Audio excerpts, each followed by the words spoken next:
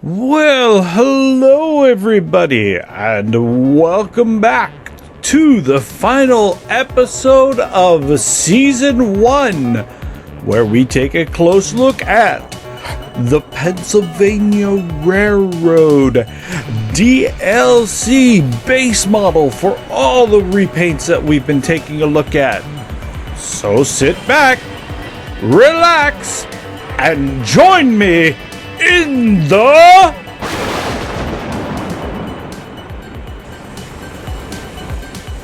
Well, if you've been following along in the previous episodes, you'll know most of the defects come from this DLC engine. Again, the paint is so black that it just sucks you in, and you can't see nothing. Nothing, I say, nothing. And at least the gray on the trucks are dark enough that you don't notice the bearing, even though it doesn't spin. Now, there's actually two versions in this grouping. There's one with the dynamic braking, I believe, and one without the dynamic braking. I just kind of threw them together because we've pretty much gone through all the applications in previous episodes. But as you can tell, the base model is, like I said, really good. It's just you can't see any detail. Detail's important. It's so important that pretty much at this point it's like, yeah, what else do I say about this one? However, however, this is the Pennsylvania Railroad, which happens to be one of my more favorite ones because it is a black livery engine, and it kind of works its way up into Penn Central and then works its way into somewhere around Conrail with that big ugly blue, and then moves back into Norfolk Southern, which a lot of us like the paint scheme. Okay, well, let's see here.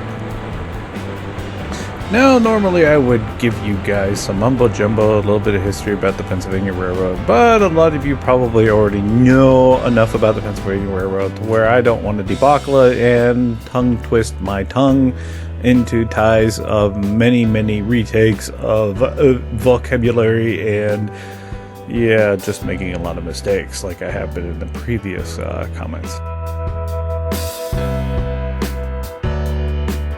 Now, to say that this engine is totally horrible and stay away from it would be completely wrong, because then you wouldn't be able to repaint it with all the mods I just showed you previously in this episode, or like the 4 that I have that just crash every time we start using it. The DLC for the RS11 is a worthwhile DLC just because the plethora of repaints.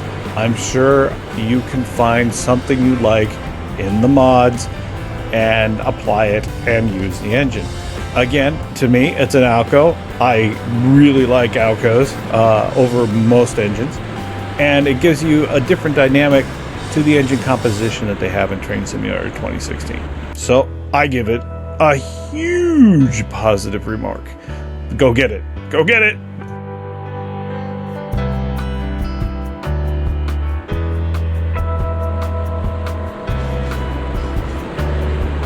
Well, in closing to this season, I really want to thank you all for walking through this process with me. This is my first complete season. That was an experiment for a lot of reasons. It brought out some mistakes, it brought out some follies, and it showed me some improvements, as you can see throughout this episode. So I hope you'll join me again in the...